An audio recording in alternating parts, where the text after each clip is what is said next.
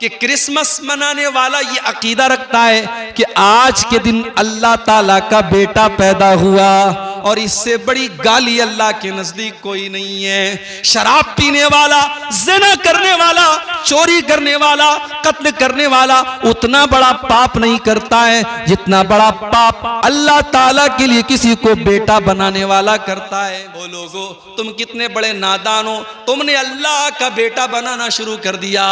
ये आसमान फट जाए, ये जमीन फट जाए, ये बड़े बड़े पहाड़ गिर जाएं, ये इतनी बड़ी बात नहीं होगी जितनी खतरनाक बात तुम अपने मुंह से निकालते हो कि रहमान ने किसी को अपना बेटा बना लिया, अल्लाह ने किसी को अपना बेटा बना लिया। कल कयामत का दिन होगा और दुनिया के बड़े बड़े बादशाह अल्लाह के दरबार में हाजिर होंगे।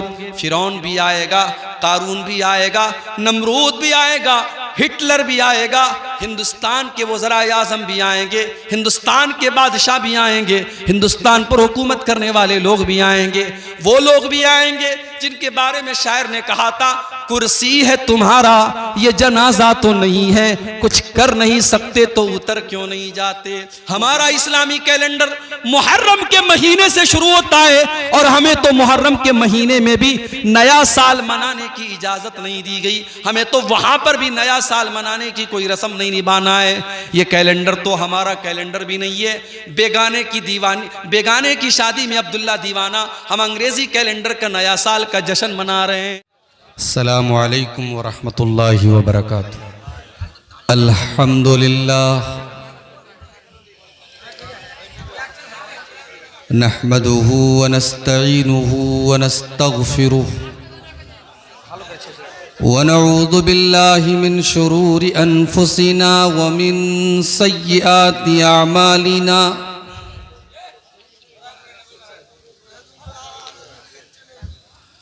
मन यहदिहिल्लाहु फला मुदिल्ल लहु व मन युद्लिल फला हादिय लहु। व अशहदु अल्ला इलाहा इल्लल्लाहु वहदहु ला शरीक लहु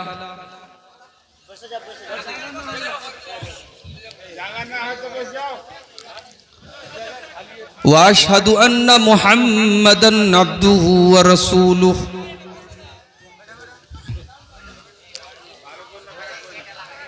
या अय्युहल्लज़ीना आमनुत्तकुल्लाहा हक्का तुकातिही व ला तमूतुन्न इल्ला व अंतुम मुस्लिमून। या अय्युहन्नासुत्तकू रब्बकुमुल्लज़ी खलक़कुम मिन नफ्सिन वाहिदा व खलक़ मिन्हा ज़ौजहा व बत्थ मिन्हुमा रिजालन कसीरन व निसाआ वत्तकुल्लाहल्लज़ी तसाअलून बिही वल अरहाम इन्नल्लाहा काना अलैकुम रक़ीबा।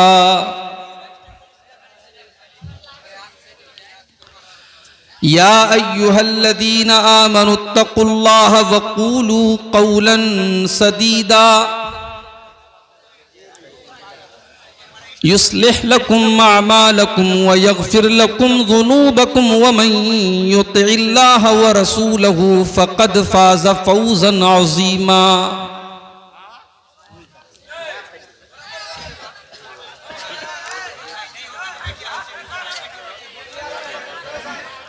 अम्मा बादु फ़इन्न खैरल हदीथ किताबुल्लाह व खैरल हदी हदी मुहम्मदिन सल्लल्लाहु अलैहि वसल्लम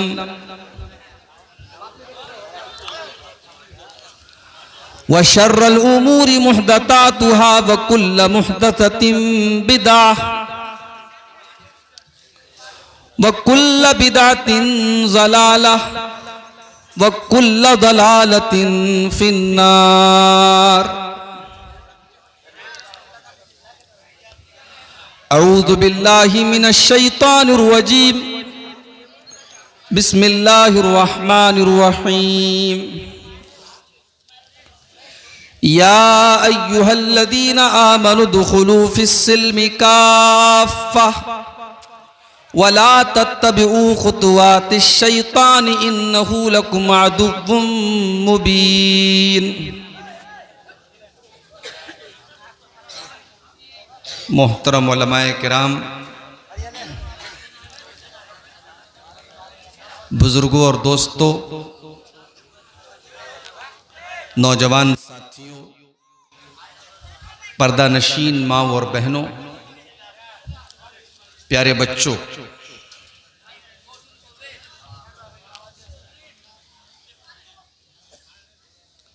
रात के तकरीबन 1:30 बज रहे हैं। बहुत देर से आप हजरात तकरीरें भी सुन रहे हैं, नातिया कलाम भी सुन रहे हैं। माशाअल्लाह आज के प्रोग्राम में मुकर्रिरीन के साथ साथ शुआरा को भी बुलाया गया है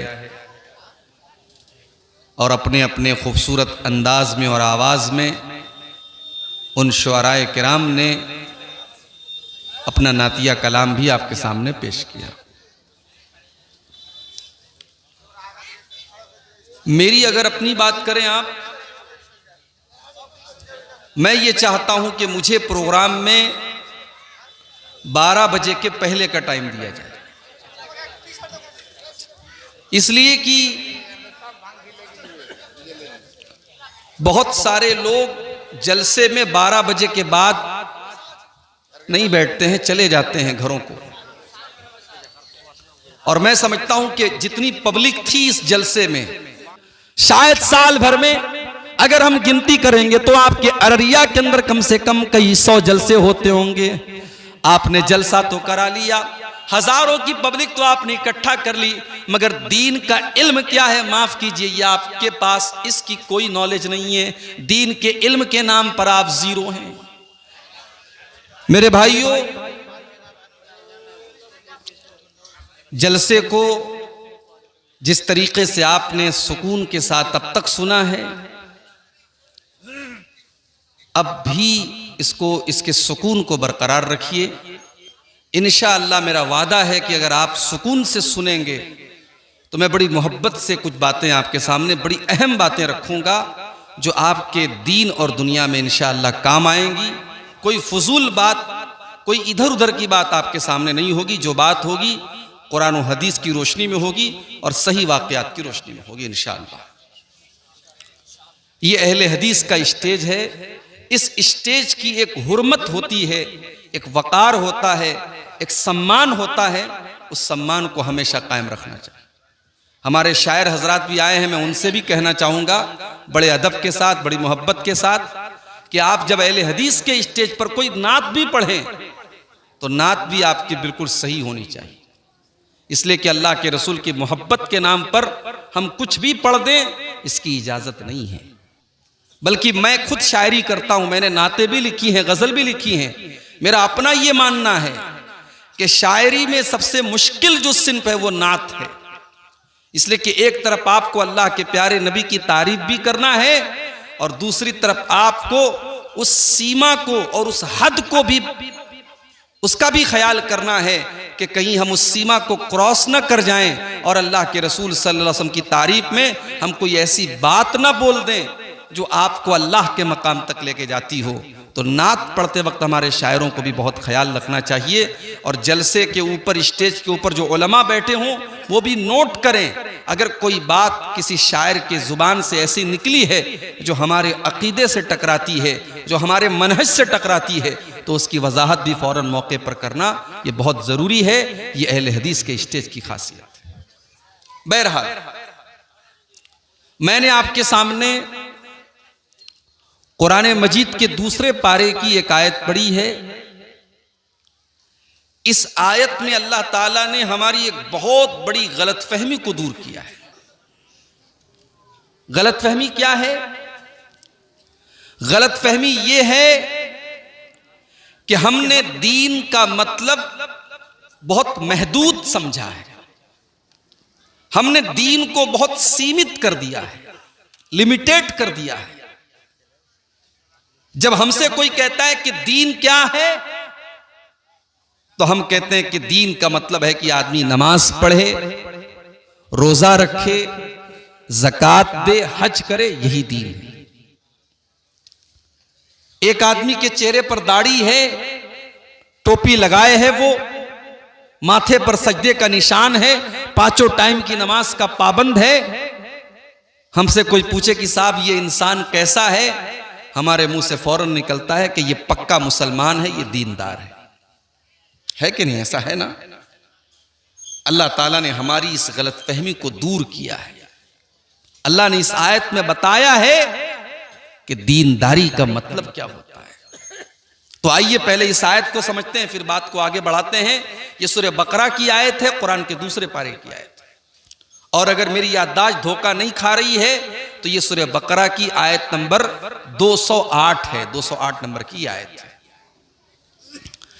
या अय्युहल्लदीना आमनू उदखुलू फिस्सिल्मि काफ़ा वला तत्तबिऊ खुतवातिश शैतान इन्नहु लकुम अदुव्वुम मुबीन। ऐ ईमान वालो, ऐ वो लोगो जो अपने आप को मुसलमान और मोमिन करार देते हो, अपने आप को मुसलमान समझते हो, ऐ मेरे आखिरी नबी का कलमा पढ़ने वालों और इस्लाम के साथ अपना रिश्ता जोड़ने वाले मुसलमानों, या अय्युहल्लज़ीना आमनू, ऐ ईमान वालो, उदखुलू फिस्सिल्मि काफ़ा, तुम इस्लाम के अंदर पूरे के पूरे दाखिल हो जाओ। तुम आधे अधूरे मुसलमान न बनो, तुम सिर्फ नमाज पढ़ने वाले मुसलमान न बनो, तुम सिर्फ दाढ़ी रखने वाले मुसलमान न बनो, तुम सिर्फ शक्ल सूरत वाले मुसलमान न बनो। उदखुलू फिस्सिल्मि काफ़ा, तुम इस्लाम के अंदर पूरे के पूरे दाखिल हो जाओ। जब तुम मस्जिद में जाते हो, 5 टाइम की नमाज तुम पढ़ते हो और अपने आप को यह समझते हो कि तुम इस्लाम के अंदर दाखिल हो, तो जब तुम मार्केट के अंदर कारोबार करने जाते हो, जब तुम दुकान खोल करके बैठते हो, जब तुम बिजनेस करते हो, जब तुम व्यापार करते हो, तो अपने कारोबार के अंदर भी तुम मुसलमान बनो। जब तुम किसी के साथ लेन देन का मामला करते हो, जब तुम किसी से पैसे का लेन देन करते हो, तो वहां पर भी तुम मुसलमान बनो। तुम्हारा अखलाक कैसा है, तुम्हारा व्यवहार कैसा है, तुम्हारा लोगों के साथ सलूक कैसा है, तुम उस सलूक और अखलाक के अंदर भी मुसलमान बनो। या अय्युहल्लज़ीना आमनू उदखुलू फिस्सिल्मि काफ़ा। मुसलमान तो ऐसे भी हैं। 25 दिसंबर की रात आई, फेसबुक के ऊपर नाम के साथ खान लगा हुआ है, नाम के साथ अंसारी लगा हुआ है, नाम के साथ शेख लगा हुआ है, नाम के अंदर मोहम्मद और अहमद लगा हुआ है, इस्लामी नाम है, मुसलमान घराने से ताल्लुक रखने वाला लड़का और लड़की आज फेसबुक के ऊपर आज लोगों को क्रिसमस की मुबारकबाद दे रहा है। जाकर देख लीजिए आप, बहुत सारे आपके अररिया के भी नौजवान होंगे, वो भाईचारा दिखाने के लिए, वो अपने गैर मुस्लिम भाइयों से दोस्ती दिखाने के लिए और ये दिखाने के लिए कि हम कट्टर नहीं हैं, हम तो बड़े सेकुलर लोग हैं, हम तो बड़े लिबरल लोग हैं, हम तो बड़े साफ सुथरे जहन के लोग हैं, हमें मौलवियों ने पट्टी नहीं पढ़ाई है, हम तो ईद का त्यौहार भी मनाते हैं और हम क्रिसमस और दिवाली की मुबारकबाद भी देते हैं। आज कितने मुसलमान हैं जो मैरी क्रिसमस लिख करके अपने फेसबुक के ऊपर और अपने व्हाट्सएप के स्टेटस के ऊपर डाल रहे हैं। क्या आपको पता है कि इस क्रिसमस की मुबारकबाद दे करके आप क्या साबित करना चाहते हैं? हमारे वो ईसाई भाई जो क्रिसमस का त्यौहार मनाते हैं, कभी आपने मालूम किया कि वो क्रिसमस क्यों मनाते हैं? उनका यह अकीदा है कि आज ही के दिन हजरत ईसा पैदा हुए, लेकिन माफ कीजिए, हम तो ईसा अलैहिस्सलाम को अल्लाह का बंदा मानते हैं, अल्लाह का रसूल मानते हैं, मगर ईसाई से आप जा करके पूछो तुम ईसा को क्या मानते हो, तो वो कहता है कि Jesus is son of God. वो जवाब देगा Jesus is son of God, वो कहेगा कि ईसा मसीह तो अल्लाह के बेटे हैं, अल्लाह ने नऊजुबिल्लाह अपने बेटे को ईसा बना करके दुनिया में भेजा। मेरे प्यारे साथियों, इसका मतलब ये हुआ कि क्रिसमस मनाने वाला ये अकीदा रखता है कि आज के दिन अल्लाह ताला का बेटा पैदा हुआ, और इससे बड़ी गाली अल्लाह के नजदीक कोई नहीं है। शराब पीने वाला, ज़िना करने वाला, चोरी करने वाला, कत्ल करने वाला उतना बड़ा पाप नहीं करता है जितना बड़ा पाप अल्लाह ताला के लिए किसी को बेटा बनाने वाला करता है। इसीलिए अल्लाह ताला ने कुरान की सबसे छोटी सूरत में हमको ये अकीदा सिखा दिया, और इस सूरत का नाम सूरह इखलास भी रखा गया, और इस सूरत को 1/3 कुरान के बराबर भी करार दिया गया। कुल हुवल्लाहु अहद अल्लाहुस समद लम यलिद वलम यूलद वलम यकुल लहू कुफुवन अहद। ऐ नबी आप ऐलान कर दीजिए अल्लाह एक है, अल्लाहुस समद, अल्लाह बेनियाज है, अल्लाह को किसी के सहारे की जरूरत नहीं है, अल्लाह को किसी की मदद की जरूरत नहीं है। लम यलिद वलम यूलद, न तो उसने किसी को जन्म दिया है, न उसको किसी ने जन्म दिया है, न उसका कोई बेटा है, न वो किसी का बेटा है। वलम यकुल लहू कुफुवन अहद, और उसके बराबर और उसका हमसर भी कोई नहीं है। ये अकीदा है हमारा। हमारे यहाँ 4 साल के बच्चे को सूरह इखलास याद होती है। जो सूरह इखलास को याद करेगा और सूरह इखलास का मतलब समझेगा, वो फेसबुक के ऊपर मैरी क्रिसमस नहीं लिख सकता, वो क्रिसमस की मुबारकबाद नहीं दे सकता जिसने ये अकीदा बचपन से पढ़ा हो, लम यलिद वलम यूलद, कि अल्लाह का कोई बेटा नहीं, अल्लाह किसी का बेटा नहीं, वो क्रिसमस की मुबारकबाद नहीं दे सकता। मगर अफसोस तो इसी बात का है मेरे भाई, हमने जलसे तो बहुत कराए सीमांचल में, शायद साल भर में अगर हम गिनती करेंगे तो आपके अररिया के अंदर कम से कम कई 100 जलसे होते होंगे। आपने जलसा तो करा लिया, हजारों की पब्लिक तो आपने इकट्ठा कर ली, मगर दीन का इल्म क्या है, माफ कीजिए, ये आपके पास इसकी कोई नॉलेज नहीं है। दीन के इल्म के नाम पर आप जीरो हैं। जलसा भी आप सुनते हैं तो मनोरंजन के लिए, तकरीरें सुनने के लिए आते हैं तो इंटरटेनमेंट के लिए, जो जितना आपको हंसा दे, जो जितना आपकी आंखों में आंसू दिला दे, जो आपके मन की बातें कर दे, जो आपके जज्बात के साथ खेल ले, उससे बेहतरीन कोई शायर नहीं, उससे बेहतरीन कोई मुकर्रिर नहीं, उससे ज्यादा महबूब आपके नजदीक कोई नहीं। आपने तो जलसों को भी इंटरटेनमेंट का जरिया बना दिया। मेरी बातें बुरी लगे, लगती रहे, मैं परवाह नहीं करता। मैं हर जलसे में और तकरीर में, सीमांचल के जलसों में ये बात कहता हूं कि आप अपने जलसों की दशा को बदलिए, आप अपने जलसों की हालत को बदलिए। कल मेरा प्रोग्राम था कलियाचक में, बंगाल में। आप यकीन कीजिए, जिन साहब के घर में मेहमान बन के गया था, दरवाजे पर दाखिल होते ही मैंने मकान के टाइल पर देखा तो अजमेर शरीफ का फोटो बना हुआ है और ऊपर लिखा हुआ है ख्वाजा गरीब नवाज। ये उनके मकान की टाइल के ऊपर ये तस्वीर लगी है। मुझे बड़ा अचंबा हुआ, हैरत हुई। मैंने पूछा कि भाई साहब, ये जिसके मकान में मैं आया हूं, ये मसलक के एतबार से क्या है, ये कौन से मसलक से ताल्लुक रखते हैं? जवाब मिला, ये बड़े पक्के अहले हदीस हैं। मैंने कहा बड़ी हैरत की बात है, अहले हदीस के मकान में टाइल लगा हुआ है और टाइल के ऊपर अजमेर का फोटो लगा है, और अजमेर के फोटो के साथ साथ ये लिखा हुआ है ख्वाजा गरीब नवाज। मैंने बुलाया उनको, मैंने कहा भाई साहब ये क्या लगवाया आपने?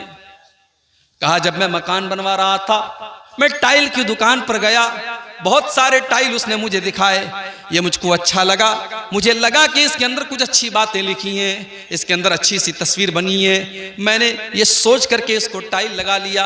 मैंने कहा भाई साहब, आपने ये पता क्यों नहीं करने की कोशिश की कि इस टाइल के ऊपर क्या लिखा है और किस चीज का फोटो बना है?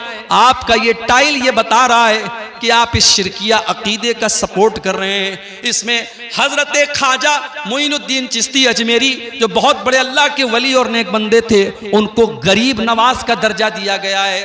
मैंने कहा आप अहले हदीस हैं, आपको शर्म आनी चाहिए। बोले मौलवी साहब मुझे मालूम नहीं था, मुझे पता नहीं था।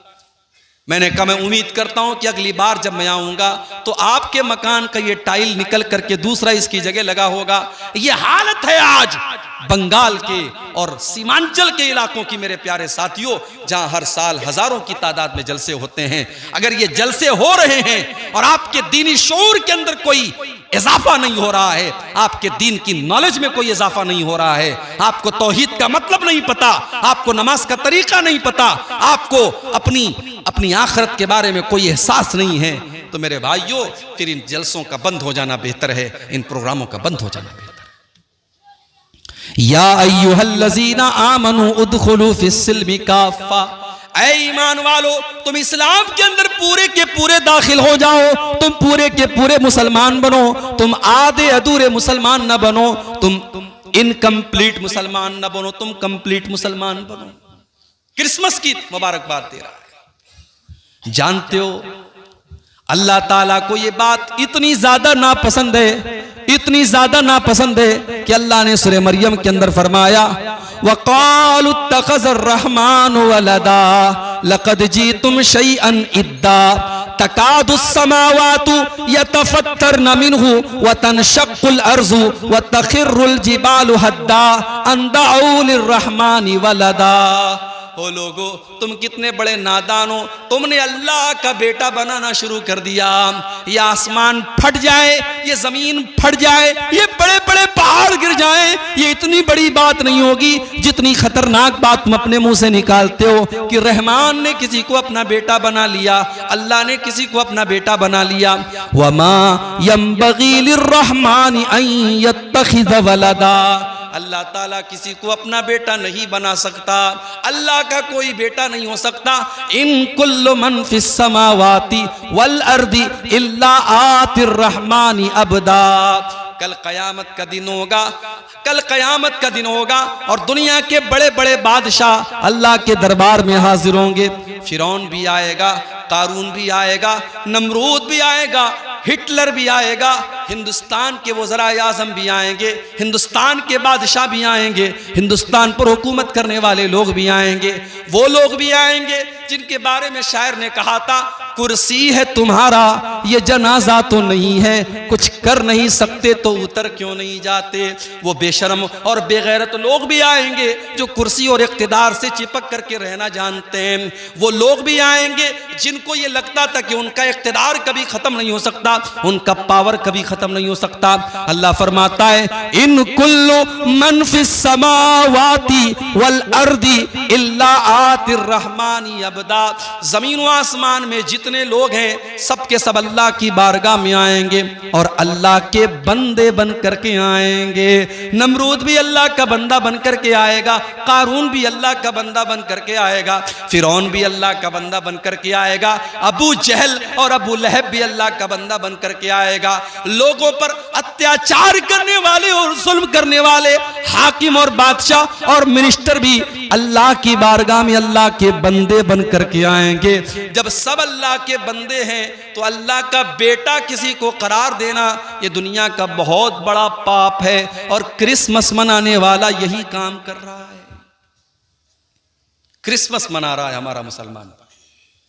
स्कूल के अंदर बच्चा पढ़ रहा है, वहां एक दाढ़ी रख करके लंबी टोपी लगा करके एक इंसान आता है और वो बच्चों को टॉफी बांटता है। वो क्रिसमस के मौके पर, वो ईसा मसीह की पैदाइश की खुशी के मौके पर लोगों को टॉफी बांटता है और मुसलमानों के बच्चे भी कॉन्वेंट स्कूलों में जाकर के वो टॉफी कलेक्ट करते हैं, वो चीजें सीख रहे हैं।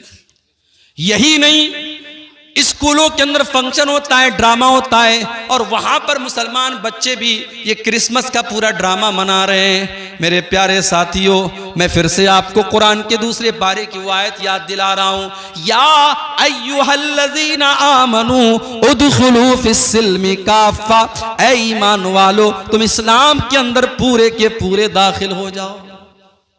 अभी तो 25 दिसंबर की रात खत्म हुई, 4-5 दिन के बाद 31 की नाइट आएगी, 31 दिसंबर की रात आएगी। साल भर में जितनी शराब नहीं पी जाती उतनी उस एक रात में पी जाती है। साल भर में जितना ज़िना नहीं होता उस एक रात में होता है। साल भर में जितना नाच गाना नहीं होता उस एक रात में होता है। आपके पूर्णिया में, आपके अररिया में, आपके फॉरबिसगंज में, आपके कटिहार में, आपके पटना में, आपके तमाम बड़े बड़े शहरों में जो 5 स्टार होटल हैं वहाँ प्रोग्राम होते हैं, वहाँ नाचने वाली नचनिया को बुलाया जाता है, वहाँ डांस करने वाली डांसर को बुलाया जाता है। और आपको जान करके हैरत होगी 20-20 हजार के टिकट वहाँ पर होते हैं और हमारा मुसलमान नौजवान टिकट की लाइन में लग करके वो टिकट खरीदता है और हैप्पी न्यू ईयर का जश्न मनाने जाता है। वज़ा में तुम हो नसारा तो तमद्दुन में हुनूद, ये मुसलमान है जिन्हें देख के शर्माए यहूद। अरे हमारा तो इस्लामी कैलेंडर मुहर्रम के महीने से शुरू होता है, हमारा इस्लामी कैलेंडर मुहर्रम के महीने से शुरू होता है और हमें तो मुहर्रम के महीने में भी नया साल मनाने की इजाजत नहीं दी गई, हमें तो वहां पर भी नया साल मनाने की कोई रस्म नहीं निभाना है। ये कैलेंडर तो हमारा कैलेंडर भी नहीं है, बेगाने की शादी में अब्दुल्ला दीवाना, हम अंग्रेजी कैलेंडर का नया साल का जश्न मना रहे हैं, हम हैप्पी न्यू ईयर लिख रहे हैं, हम फेसबुक के ऊपर लोगों को मुबारकबाद दे रहे हैं, हम व्हाट्सएप के ऊपर लोगों को मुबारकबाद दे रहे हैं, जबकि ये मुबारकबाद का टाइम नहीं है। अगर आपकी जिंदगी से सन 2022 खत्म हो रहा है और सन 2023 शुरू हो रहा है तो ये कोई खुशी की बात नहीं है, ये तो सोचने की बात है, ये तो रोने का मकाम है, ये तो गौर करने का मकाम है कि आप तो अपनी जिंदगी के 1 साल को आपने और गंवा दिया, आप तो अपनी मौत से कदम और करीब हो गए, आपकी जिंदगी की किताब से एक वर्क अल्लाह ताला ने और निकाल दिया और आपकी जिंदगी की ईंट से एक और जिंदगी की इमारत से एक ईंट और गिर गई। होना तो ये चाहिए था आप अपना जायजा लेते, आप अपने गिरेबान में झांकते और सोचते कि 2022 में मैं नमाज नहीं पढ़ता था, चलो 2023 शुरू हो रहा है, नया साल शुरू हो रहा है, आए अल्लाह मैं तुझसे वादा करता हूं कि अब इस नए साल में मैं 5 टाइम की नमाज पढ़ूंगा। आप कुरान नहीं पढ़ते थे, होना तो ये चाहिए था साल पलट रहा है तो आप अपनी इस कमी को दूर करते, आप अपनी जुबान से गाली निकालते थे, आप अल्लाह से वादा करें, अय अल्लाह सन 2023 शुरू हो रहा है, अय अल्लाह मैं वादा करता हूं कि अब मैं अपनी जुबान को गाली से बचाऊंगा, मैं गुटखा खाता था, मैं नशा करता था, अय अल्लाह मैं अपनी जान के ऊपर जुल्म किया करता था, अय अल्लाह 1 साल और मेरी जिंदगी का जा रहा है और एक नया साल मेरी जिंदगी में आ रहा है, अय अल्लाह मैं तुझसे वादा करता हूं कि अब मैं नशे को छोड़ दूंगा, मैं गुटखा खाना छोड़ दूंगा, मैं हराम काम करना छोड़ दूंगा। होना तो ये चाहिए था कि हम अपनी कमियों को तलाश करते, अपनी कोताहियों को तलाश करते और अपनी कमियों पर कंट्रोल पाते, मगर उल्टा मामला है, यहाँ तो शराब पी करके और डांस करके और नाच गाना करके नए साल का जश्न मनाया जा रहा है। मेरे नौजवान साथियों, ये जवानी आपको बड़ी कीमती मिली है, अल्लाह की कसम जवानी के अंदर जो कर सकते हैं आप वो बुढ़ापे में नहीं कर पाएंगे। इसीलिए अल्लाह के नबी फरमाते हैं कल कयामत के दिन जब सूरज 1 मील की दूरी पर होगा और सारी कायनात गर्मी से बेहाल होगी, अल्लाह ताला अपने कुछ खुशनसीब बंदों को अपने अर्श का साया देगा। उन खुशनसीब बंदों में एक इंसान वो भी होगा, वह शाबुन नशा फी इबादतिल्लाह, वो नौजवान जिसने अपनी जवानी को अल्लाह की इबादत में गुजारा होगा, जिसकी जवानी में उसने नमाज की पाबंदी की होगी। आज कितने लोग हैं, करोड़ों के मालिक हैं, करोड़ों के मालिक हैं, मगर हज नहीं करते। पूछो साहब हज क्यों नहीं करते? कहते अरे यार अभी लड़की की शादी करना है, अभी मकान बनाना है, अभी ये करना है वो करना है। मेरे प्यारे साथियों, ये कहाँ लिखा है कि सारे काम निपटा करके आप हज करने जाएं? आपके पास अगर माल है, पैसा है, दौलत है, तो आपके ऊपर हज फर्ज हो चुका है। अल्लाह ताला के यहाँ आप ये कह करके अपना दामन नहीं बचा पाएंगे, हमारी तो बेटी की शादी नहीं हुई थी, हमारा तो मकान नहीं बना था, हमारा तो ये काम नहीं हुआ था। अगर आपके पास इतना माल है कि आप अल्लाह के घर का हज कर सकते हैं तो जिंदगी में हज करना फर्ज है। जितना मुमकिन हो, जितना जल्दी मुमकिन हो उतना जल्दी हज कर लीजिए आप। जिंदगी और मौत का कोई भरोसा नहीं है मेरे भाई। बेचारा कोरोना परेशान था, अभी वो आ करके गया था, फुटबॉल का इतना बड़ा वर्ल्ड कप मैच हुआ, लाखों करोड़ों लोगों ने मैच देखा, कोरोना नहीं था। संडे को फुटबॉल का फाइनल मैच था, संडे तक कोरोना नहीं था, बुध से कोरोना शुरू हो गया। और अब भारत में भी जो खबरें आ रही हैं, अल्लाह बस हम सब की हिफाजत करे। लोगों की कमर पिछले लॉकडाउन में ऑलरेडी टूट चुकी है, अल्लाह किसी और लॉकडाउन से हम सब की हिफाजत करे मेरे भाइयों। लेकिन हालात ये हैं कि कोरोना फिर से लौट रहा है। एक ऐसे दौर में हम और आप जिंदगी गुजार रहे हैं जहां जिंदगी और मौत का कोई भरोसा नहीं है। मौत एक कदम की दूरी पर है हमसे और आपसे। कब आपकी बाइक का बैलेंस डिसबैलेंस हो जाए, कब आपकी कार का एक्सीलेटर काम करना बंद कर दे, कब आपकी कार का ब्रेक फेल हो जाए, कब आपके साथ कोई हादसा हो जाए, कब कौन सी बीमारी आए और आपको आपका काम खत्म कर दे। मेरे प्यारे साथियों, इंसान की जिंदगी पानी का बुलबुला है। अल्लाह ताला का फैसला आता है और इंसान इस दुनिया से चला जाता है। बड़े बड़े ताकत वाले लोगों की ताकत खत्म हो जाती है। जिनकी दौलत का पर उनको बड़ा नाज था, जिनको अपनी ताकत पर बड़ा नाज था, जिनको अपनी प्रॉपर्टी पर बड़ा नाज था, जैसे उनका इंतकाल होता है, उनकी मौत होती है, उनकी सांसें उखड़ती हैं, सारा माल तो दूसरों का हो जाता है, सारी प्रॉपर्टी तो दूसरों की हो जाती है और अपने साथ वो एक पैसा भी कब्र में लेकर के नहीं जा सकता।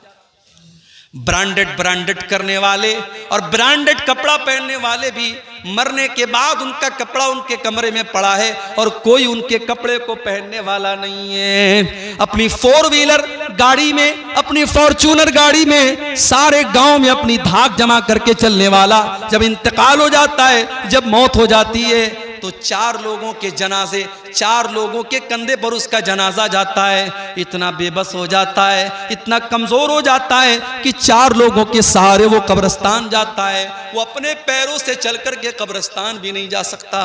कब्रिस्तान पहुंचता है, जनाजे की नमाज होती है, उसको कब्र में उतारा जाता है। उसका बेटा रो रहा है, उसकी बीवी रो रही है, उसके घर वाले रो रहे हैं, मगर कोई ये कहने को तैयार नहीं है। बेटा एक बार भी नहीं कहता है मुझे अपने अब्बा से बड़ी मोहब्बत थी, मेरे अब्बा की बॉडी को रहने दो।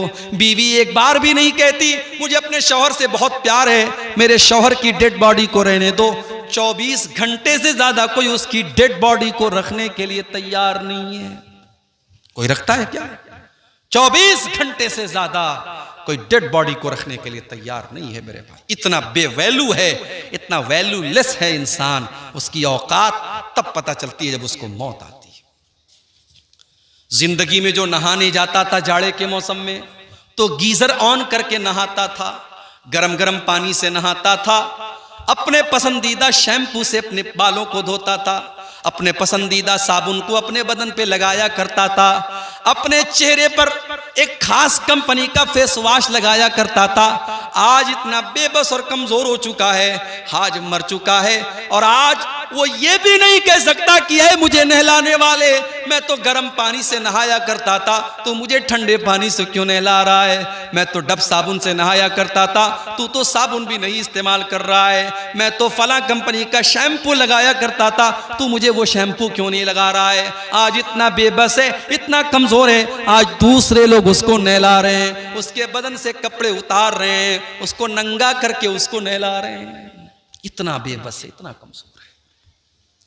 उसके पेट में कोई गंदगी है तो गुस्ल करने वाला उसके पेट को दबा करके उसके पेट की गंदगी को निकाल रहा है। मेरे प्यारे साथियों, जरा सोचो, वो दिन हमें और आपको भी देखना है। हमें और आपको भी हमारे मरने के बाद गुस्ल दिया जाएगा, हमारे मरने के बाद हमको कफनाया जाएगा और उस कफन के कपड़े के अंदर कोई जेब भी नहीं है, कोई पॉकेट भी नहीं है। दुनिया में इंसान अपनी पॉकेट का बड़ा ख्याल रखता था, अपने पैसे का बड़ा ख्याल करता था, अपने पर्स में अपना ATM कार्ड लेकर के चला करता था, अपने मोबाइल में UPI लेकर के चला करता था।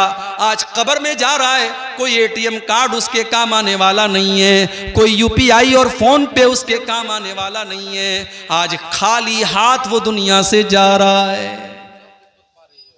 कब्रिस्तान पहुंचा, कब्र में उतारा जा रहा है। बेटों ने भी मिट्टी दे करके हाथ झाड़ दिया, घर वालों ने भी, भाइयों ने भी मिट्टी दे करके हाथ झाड़ दिया। गोया के सबने हाथ झाड़ करके ये पैगाम दे दिया कि हम यहाँ तक तो आपके काम आ गए, अब आगे आप जाने और आपके आमाल जाने। इसीलिए अल्लाह के प्यारे नबी फरमाते हैं, यतबउल मय्यत सलासतुन, जब इंसान का इंतकाल होता है तो 3 चीजें उसके साथ होती हैं, मालुहु व अहलुहु व अमलुहु। एक तो उसका माल होता है, एक उसके घर वाले होते हैं, और एक उसका अमल होता है। अल्लाह के नबी फरमाते हैं कि माल तो मरते ही दूसरों का हो जाता है। हाय हाय, ये सूद ब्याज का धंधा करता था, ये रिश्वत खाता था, ये हराम खोरी करता था, ये माल हड़पने के चक्कर में रहता था, लेकिन आज जैसे ही इसका इंतकाल होता है, इसका माल तो दूसरों का हो जाता है, ये अपने साथ तो एक पैसा भी लेके नहीं जाता है। ओ हराम का और सूद और ब्याज का काम करने वालों, एक पैसा भी अपने साथ आप लेकर के नहीं जाएंगे, क्यों अपने बच्चों के पेट में हराम की कमाई डाल रहे हो। अल्लाह के नबी फरमाते हैं, कुल्लु लहमिन नबत मिन सोतिन फन्नारु औला बिही। जिस बदन की परवरिश हराम कमाई से की जाए, वो बदन जहन्नम की आग में जाएगा। मुझे मालूम है कटिहार और सीमांचल के इलाकों में आज बंधन लोन के नाम से लोन की स्कीम चलाई जा रही है, औरतों के नाम से लोन लिया जा रहा है, और एक बड़ी तादाद में मुसलमान आज लोन ले रहा है और सूद और ब्याज के ऊपर कर्जे ले रहा है। मेरे प्यारे भाइयों, ये हराम की कमाई आप अपने घर में ला करके अपने बच्चों की आखिरत क्यों बर्बाद कर रहे हो। अल्लाह के नबी फरमाते हैं, माल तो मरते ही उसका साथ छोड़ देता है, घर वाले उसके कफन दफन तक उसका साथ देते हैं, उसको नहलाते हैं, उसको कफनाते हैं, उसके तजहीज़ और तकफीन तक उसका साथ देते हैं, उसको कब्र में दफनाने तक उसका साथ देते हैं। लेकिन जब कब्र में चला आया, जब कब्र का सन्नाटा और कब्र की तारीकी में पहुंच गया, तो वहां पर ना उसका माल उसके काम आएगा, ना उसके घर वाले उसके काम आएंगे। वहां पर अगर कोई चीज काम आएगी तो उसका अमल काम आएगा। हम तो इतने कठोर दिल हो गए, हम तो इतने सख्त दिल हो गए कि आज अपने मुर्दों को मिट्टी देते वक्त भी हमारी आंख में डर नहीं होता, हमारे दिल में डर नहीं होता। हम कब्रिस्तान जाने के बाद भी हंसते रहते हैं, हम मुर्दों को दफनाने के टाइम भी हंसते रहते हैं। मेरे प्यारे साथियों, जब कब्रिस्तान जाया करो, जब किसी की कब्र को देखा करो, तो सोचा करो कि वो अंजाम आपका भी होने वाला है। आज अब्दुल गफ्फार साहब के चाहने वाले बहुत हैं। आज तकरीर के बाद बहुत से नौजवान मेरे पास आते हैं, शेख साहब एक सेल्फी आपके साथ लेना है, शेख साहब एक फोटो आपके साथ लेना है। बहुत सारे लोग बड़ी मोहब्बत के साथ आकर के कहते हैं, शेख साहब आज तक आपको वीडियो में देखा था, आज पहली बार आपको असली में देख रहा हूं। बड़ी मोहब्बत करते हैं लोग, बड़ी बड़ी बड़ी बातें करते हैं, मगर जब मैं कब्र में जाऊंगा, जब अल्लाह के यहाँ मेरी नेकियां कम पड़ जाएंगी, मेरे गुनाह ज्यादा पड़ जाएंगे, मुझे कोई चाहने वाला और मुझसे मोहब्बत का कोई दावा करने वाला न कब्र में मेरे काम आएगा, न आखिरत में मेरे काम आएगा। मेरे चाहने वालों की बात छोड़ दो मेरे भाई, मेरी बीवी मेरे काम नहीं आएगी, मेरे बच्चे मेरे काम नहीं आएंगे, मेरे माँ बाप मेरे काम नहीं आएंगे। अल्लाह ने कुरान में नक्शा खींचा, यौमा यफिरुल मरउ मिन अखी व उम्मिही व अबी व साहिबतिही व बनी। कयामत के दिन इंसान अपनी माँ को देख करके भागेगा, अपने बाप को देख करके भागेगा, अपनी बीवी को देख करके भागेगा, अपने बच्चों को देख करके भागेगा। कयामत का दिन तो इस कदर नफ्सी नफ्सी का आलम होगा कि अल्लाह ने कुरान के 29वें पारे में फरमाया, यवद्दुल मुजरिमु लौ यफ्तदी मिन अज़ाबि यौमिज़िन बिबनी व साहिबतिही व अखी। कयामत के दिन इंसान ये कहेगा, आए अल्लाह मेरे बच्चों को तू ले ले, मुझे छोड़ दे, मेरे माँ बाप को तू ले ले, मुझे छोड़ दे, आए अल्लाह मेरी जगह मेरी बीवी को तू सजा दे दे, लेकिन मुझको छोड़ दे। लेकिन अल्लाह फरमाएगा, नहीं नहीं, हमारी बारगाह में ऐसा नहीं हो सकता। ला तज़िरु वाज़िरतुन विज़रा उख़रा। कयामत के दिन कोई किसी का बोझ नहीं उठाएगा। वो दिन होगा कयामत का दिन। उस दिन का डर आज हमारे दिलों से मेरे भाइयों निकल चुका है। हजरत उमर फारूक को देखो, फजर की नमाज पढ़ा रहे हैं। आपको तो फजर की नमाज का पता भी नहीं होगा। जलसे में 1000 लोग आते हैं और फजर की जब अजान होती है, अस्सलातु खैरुम मिनन नौम की सदाएं बुलंद होती हैं। मस्जिद में जाकर के देखो तो 8-10 लोगों के अलावा कोई नजर नहीं आता। रात रात भर उर्दू में और बंगला में तकरीर सुनने वाले और बड़े बड़े शायरों से अल्लाह के नबी की तारीफ सुनने वाले फजर की नमाज में ख्वाब खरगोश के मजे ले रहे हैं, सो रहे हैं, और फजर की नमाज में वो हाजिर नहीं है। मेरे प्यारे साथियों, नमाज के बगैर आप इस्लाम का तसव्वुर भी कैसे कर सकते हैं। उमर फारूक मुसलमानों के खलीफा हैं और फजर की नमाज पढ़ा रहे हैं, और आगे की सफ में, पहली सफ में अबू लूलू फिरोज नाम का एक आदमी जो पारसी मजहब का मानने वाला है, मुसलमान नहीं है, पारसी मजहब का मानने वाला है। हजरत उमर के खिलाफ उसके दिल में दुश्मनी है। वो खंजर लेकर के आया है और पहली सब में वो शामिल है और उसका मकसद हजरत उमर के ऊपर अटैक करना है। जैसी हजरत उमर ने नमाज शुरू की, वो आगे बढ़ा, उसने हजरत उमर के ऊपर अटैक किया और हजरत उमर के नाफ के पास उसने हमला किया। खून की धार बहने लगी, हजरत उमर तड़प करके मुसल्ले के ऊपर गिर जाते हैं, लेकिन नमाज नहीं रुकती है। हजरत उमर मुसल्ले पर गिरने के पहले अपने ठीक पीछे अब्दुर्रहमान इब्ने औफ का हाथ पकड़ करके उनको आगे बढ़ाते हैं। हजरत उमर फारूक नीचे तड़प रहे हैं, उनके पेट से खून बह रहा है, मगर नमाज नहीं रुकी है। मुसलमानों की नमाज जारी है, कंटिन्यू है। अबू लूलू ने हजरत उमर के ऊपर हमला किया, उसके बाद 3-4 और लोगों के ऊपर भी उसने हमला किया, और जब उसको ये लगा कि अब वो पकड़ लिया जाएगा, उसने खुद के ऊपर हमला करके सुसाइड भी कर लिया। ये सारा मामला पहली सफ में हो रहा है, पीछे के लोगों को कुछ पता भी नहीं है। अब्दुर्रहमान इब्ने औफ ने हल्की नमाज पढ़ाई, फजर की नमाज पढ़ाई, और नमाज के बाद जब हजरत उमर को उठा करके घर लेके जाया गया, डॉक्टरों ने देखा, तबीबों ने देखा, हकीमों ने देखा, कहा कि अमीरुल मोमिनीन, अब आपके बचने का चांस नहीं है, आपकी अतड़ियां कट चुकी हैं, अब आपका आखिरी टाइम आ चुका है, अब आपके इंतकाल का टाइम आ चुका है। मेरे प्यारे साथियों, उमर फारूक कौन है? उमर फारूक वो सहाबी हैं कि अल्लाह के नबी कहा करते थे, अय उमर, जिस गली से तुम गुजर जाते हो उस गली से शैतान भाग जाता है। ये मकाम था हजरत उमर का। आज आखिरी टाइम है, बिस्तरे मर के ऊपर पड़े हैं और चेहरे के ऊपर घबराहट के आसार हैं, चेहरे पर घबराहट के आसार हैं। अब्दुल्ला बिन अब्बास आते हैं और कहते हैं कि अय अमीरुल मोमिनीन, आप इतना घबराए हुए क्यों हैं? क्या बात है, इतना घबराए हुए क्यों हैं?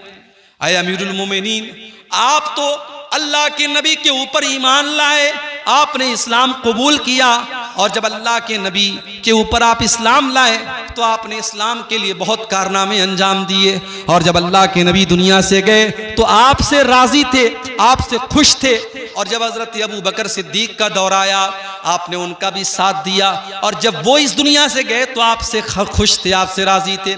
फिर ए उमर फारूक, आपका दौर आया और आपने बड़े अच्छे तरीके से हुकूमत की है, और आज आप दुनिया से जा रहे हैं तो आपसे लोग राजी हैं, इसलिए आपको परेशान होने की कोई ज़रूरत नहीं है। जरा तसव्वुर करो मेरे प्यारे साथियों कि आखिरत की फिक्र जब इंसान को होती है तो जितने भी नेकी और तकवा के आला मेयार पर पहुंच जाए, उसे डर होता है कि अल्लाह को वो क्या मुंह दिखाएगा।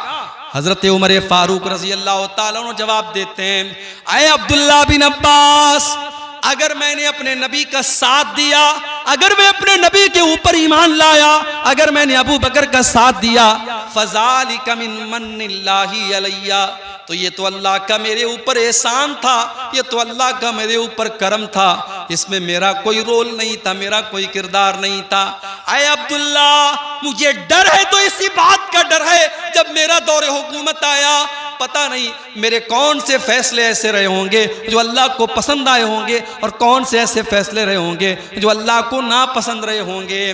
अय अब्दुल्ला, तो मेरी बात करते हो, लवदित्तु अन्ना लौ अन्नली तिला अर्ज़ी ज़हबा, ऐ अब्दुल्ला, अल्लाह की कसम मेरी तो तमन्ना यह है, मेरी तो आरजू ये है कि अगर ज़मीन भर के सोना मेरे पास आ जाए, ज़मीन भर के सोना मुझे मिल जाए और अल्लाह ताला ये कह दे कि ऐ उमर तू ज़मीन भर के सोना मेरे पास लेके आ जा और मैं तुझे अपने अजाब से बचा लूँगा, तो ऐ अब्दुल्ला मैं ज़मीन भर के सोना देने को तैयार हूँ, लेकिन अल्लाह के अजाब को मैं झेल नहीं पाऊँगा। मैं अल्लाह के अजाब से बचने के लिए ज़मीन भर के सोना देने को तैयार हूँ। मेरे प्यारे साथियों, उमर फारूक को तो अपनी आखिरत की इतनी फिक्र है और हमें अपनी आखिरत की कोई फिक्र नहीं है। आज मकान बनवाने के लिए हम कितने परेशान हैं, आज अपने बच्चों का फ्यूचर बनाने के लिए हम कितने परेशान हैं, लेकिन उन बच्चों की आखिरत बनाने के लिए हमें कोई चिंता नहीं है। अल्लाह ने कुरान में फरमाया, या अय्युहल्लज़ीना आमनू कू अनफुसकुम व अहलीकुम नारा, ऐ ईमान वालों अपने आप को और अपने घर वालों को जहन्नम की आग से बचाओ। इंसान को अपनी फैमिली से प्यार होता है मेरे भाई, इंसान को अपने बच्चों से प्यार होता है। बच्चे की उंगली कट जाए बाप बेचैन हो जाता है, बच्चों को खरोच आ जाए मां की आंखों से आंसू निकल जाते हैं। अल्लाह फरमा रहा है, ऐ ईमान वालों तुम्हें अपने परिवार से इतनी मोहब्बत है, अपनी फैमिली से इतनी मोहब्बत है, अपने बाल बच्चों से इतनी मोहब्बत है। या अय्युहल्लज़ीना आमनू कू अनफुसकुम व अहलीकुम नारा, ऐ ईमान वालों अपने आप को और अपने घर वालों को जहन्नम की आग से बचाओ। हमारी लड़कियां जवान हो गई, हमने उनको दुनिया की तालीम दे दी, ग्रेजुएट बना दिया, इंटर पास करा दिया, बहुत ज़रूरी है।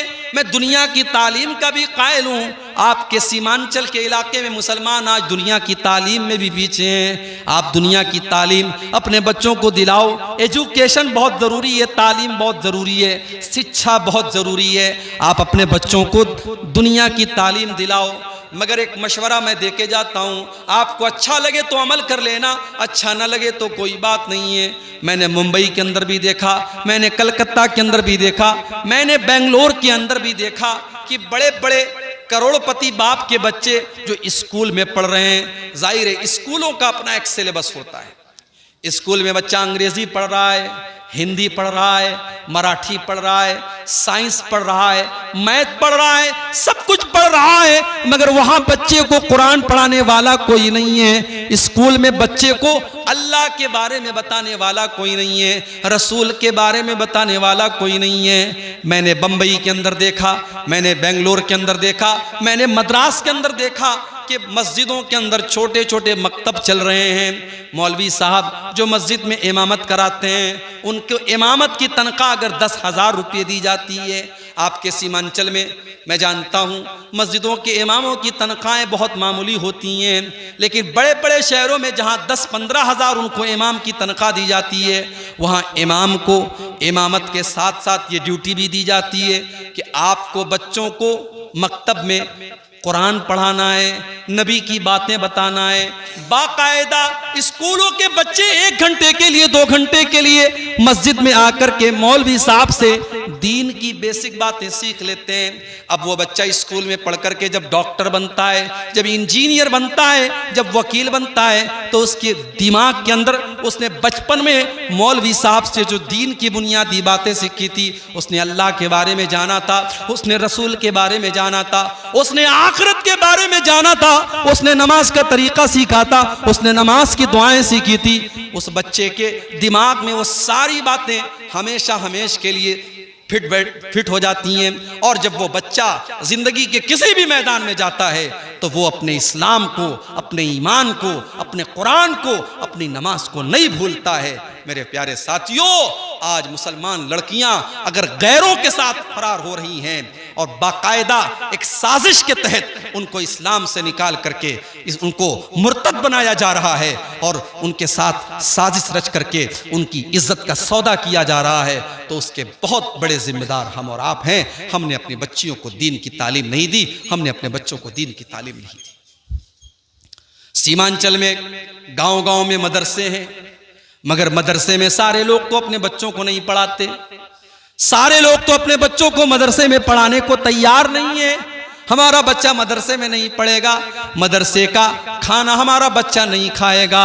मदरसे में बड़े गरीब घरों का बच्चा, बड़े मिडिल क्लास का बच्चा पढ़ता है, अमीर लोग तो अपने बच्चों को मदरसों में नहीं पढ़ाते हैं। मेरे प्यारे साथियों, अगर अल्लाह ने आपको दौलत दी है तो आप अपने बच्चों को कॉन्वेंट स्कूल में और आला स्कूल में पढ़ाने के साथ साथ अपने बच्चों और बच्चियों को दीन की तालीम भी दिलाइए। कू अनफुसकुम व अहलीकुम नारा, ऐ ईमान वालों, अपने आप को और अपने घर वालों को जहन्नम की आग से बचाओ। और जानते हो जहन्नम की आग कैसी होगी?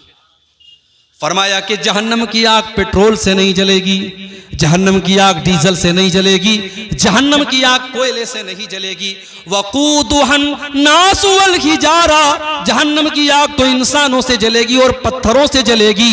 अलैहा मलाइकतुन गिलाजुन शिदादुल ला यासून अल्लाह, उस जहन्नम के जो दारोगा होंगे, उस जहन्नम के जो चौकीदार होंगे, वो बड़े टाइट होंगे, बड़े सख्त होंगे। वो किसी के साथ कोई मुरव्वत नहीं करेंगे, कोई रहम नहीं करेंगे। अपने आप को और अपने घर वालों को जहन्नम की आग से बचाओ मेरे भाई। शादी करते हैं आप, शादी में आपके सीमांचल के इलाके में मैं जानता हूं, मैंने देखा है, बड़े बड़े मौलवियों को मैंने देखा है कि वो भी जहेज ले रहे हैं, 100-100, 200 लोगों से बारात लेके जा रहे हैं।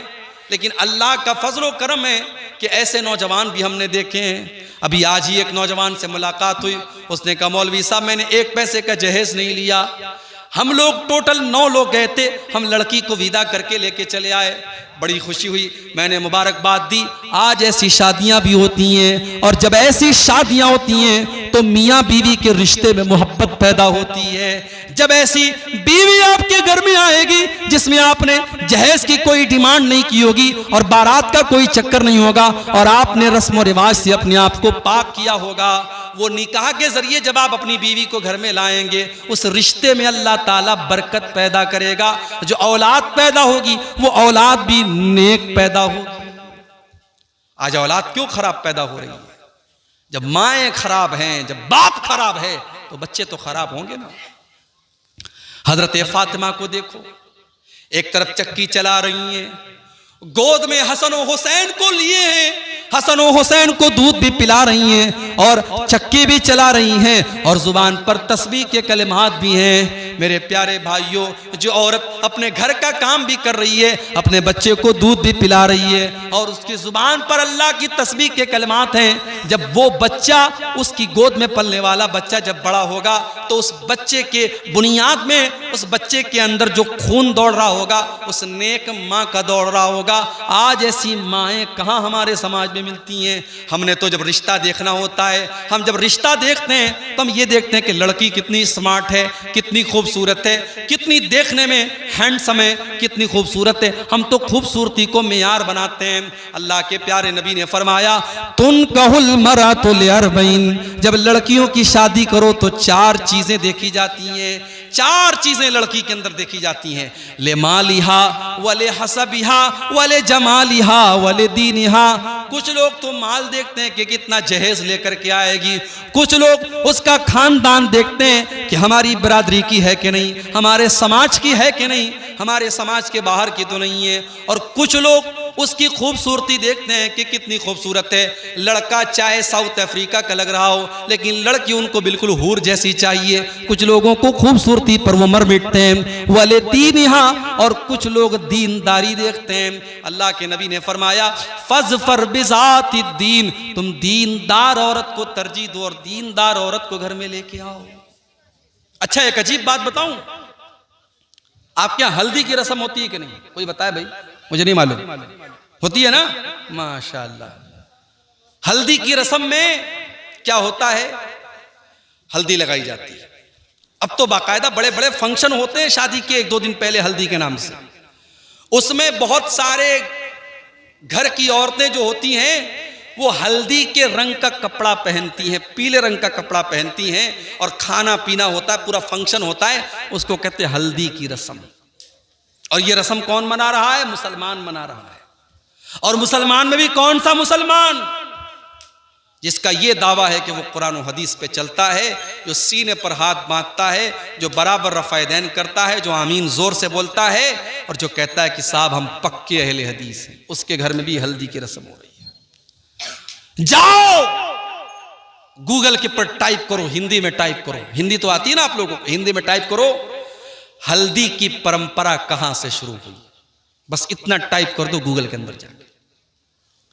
हल्दी की परंपरा हमारे भारत में शुरू हुई, ये भारतीय परंपरा है और हिंदू समाज के अंदर हल्दी को यह माना जाता है कि अगर आपने हल्दी लगाई है तो आपको नजर नहीं लगेगी, समाज के अंदर, घर के अंदर मनहूसियत नहीं आएगी, नजर नहीं लगेगी। इस पर्पज के साथ और इस उद्देश्य के साथ हल्दी लगाई जाती है और आज हमारा मुसलमान भी अपने शादी ब्याह पर हल्दी लगा रहा है।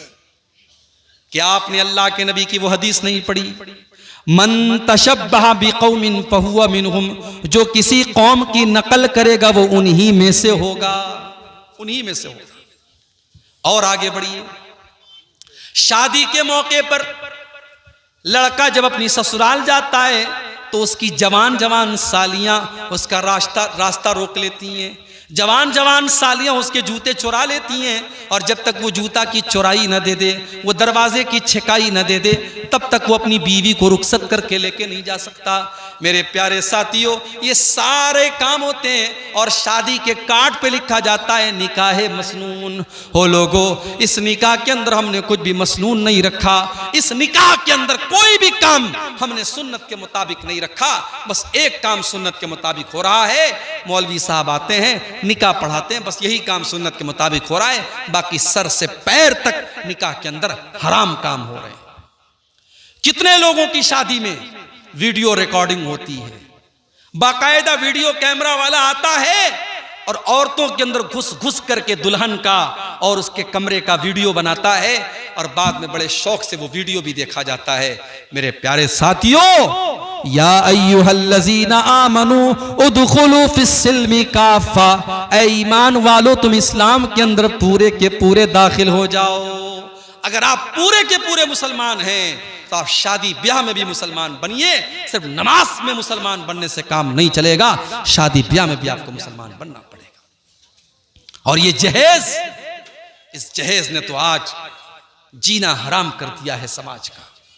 आज कितने गरीब बाप की बेटियां अपनी जवानी को पार कर रही हैं, 30 और 35 साल की हो गई हैं और कोई वो खूबसूरत भी हैं, दीनदार भी हैं, पढ़ी लिखी भी हैं, मगर कोई उनका हाथ थामने को तैयार नहीं है क्योंकि उनका बाप अपने होने वाले दामाद को बाइक नहीं दे सकता, 2 लाख रुपए कैश नहीं दे सकता और जहेज नहीं दे सकता।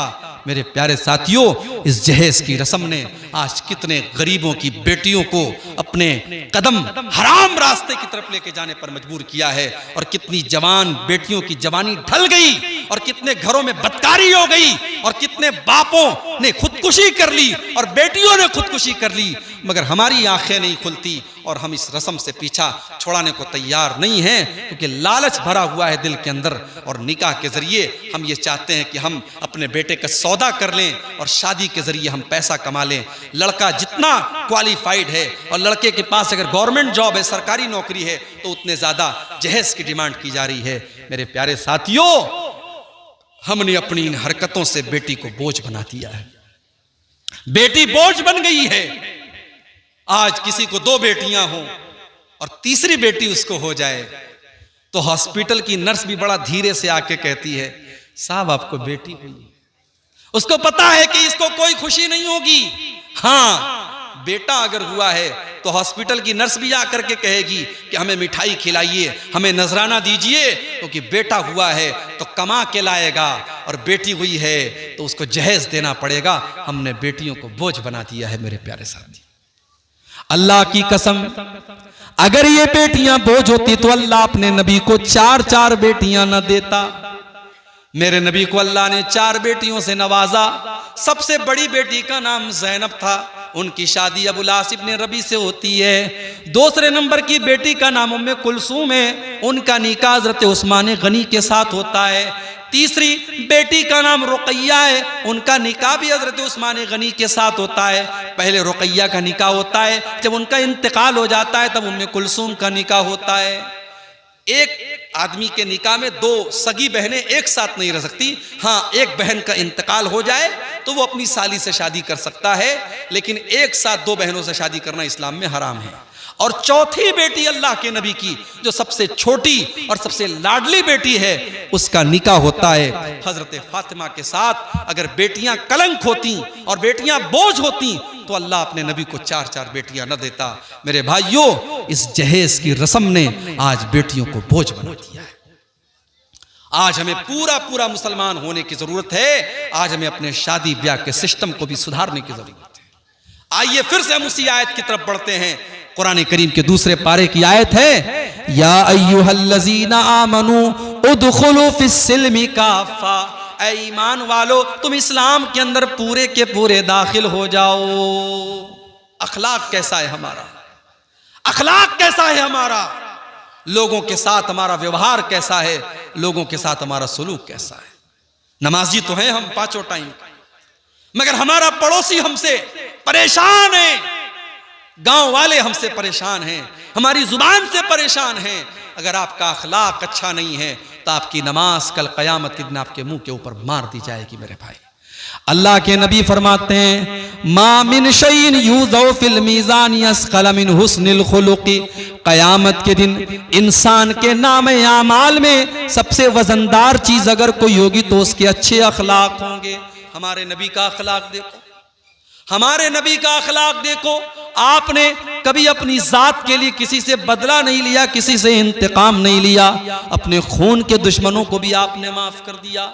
जब मक्का फतह हुआ और आपके वो दुश्मन जिन्होंने नमाज की हालत में आपके ऊपर गंदगी डाली थी, जिन्होंने आपको मक्का से निकाला था, जिन्होंने आपको बहुत तरीके की तकलीफें दी थी, आज वो सब के सब लाइन से खड़े हैं। अल्लाह के नबी पूछते हैं, बताओ तुम्हें मुझसे क्या उम्मीद है? सब के सब सर झुका करके कहते हैं, अय मोहम्मद, आप तो शरीफ बाप के शरीफ बेटे हैं, आपसे अच्छी उम्मीद है। अल्लाह के नबी फरमाते हैं, जाओ मैं तुमसे वही बात कहता हूं जो यूसुफ अलैहिस्सलाम ने अपने भाइयों से कही थी, ला तसरीबा अलैकुमुल यौम। जाओ, मुहम्मदुर रसूलुल्लाह किसी से बदला नहीं लेंगे। इज़हाबू अंतुम तुलका, जाओ तुम सब के सब आजाद हो। ये अखलाक अपने अंदर पैदा करो मेरे भाई। आज हमारे मुल्क के हालात भी बदल रहे हैं, नफरत की हवाएं बड़ी तेजी से चल रही हैं। आपके बिहार की सरजमीन पर अभी हालात अच्छे हैं, बेहतर हैं, मगर दूसरे इलाकों के हालात बहुत ज्यादा बुरे हो रहे हैं। मगर मैं समझता हूं कि नफरत की इस आंधी को भी हम रोक सकते हैं। हमारा फार्मूला वही है जो हमारे नबी का फार्मूला था, और वो फार्मूला क्या था? इदफा बिल्लती हिया अहसन फैज़ल्लज़ी बैनका व बैनहु अदावतुन कान्नहु वलियुन हमीम। बुराई का बदला भलाई से दो, तुम्हारा कट्टर दुश्मन भी तुम्हारा जिगरी दोस्त बन जाएगा। मेरे नबी का हाल ये था कि जालिम से लिया जुल्म का बदला न किसी वक्त, जालिम से लिया जुल्म का बदला न किसी वक्त, मारा भी तो अखलाक की तलवार से मारा। मेरे नबी ने अपने दुश्मनों से भी बदला नहीं लिया, मेरे नबी ने अपने खून के दुश्मनों को भी माफ कर दिया। अपने अखलाक को बेहतर बनाओ मेरे प्यारे साथियों। और जब बात अखलाक की आई है तो सबसे पहले आपके अखलाक आपकी बीवी के साथ कैसे हैं, आपके परिवार के साथ कैसे हैं, आपके बच्चों के साथ कैसे हैं। आज तो हालात ये हैं कि आदमी जब सुबह सोया रहता है तो बच्चा स्कूल जाता है, और जब रात को घर आता है तो बच्चा सो चुका होता है। आज माँ बाप के पास अपने बच्चों के लिए टाइम नहीं है।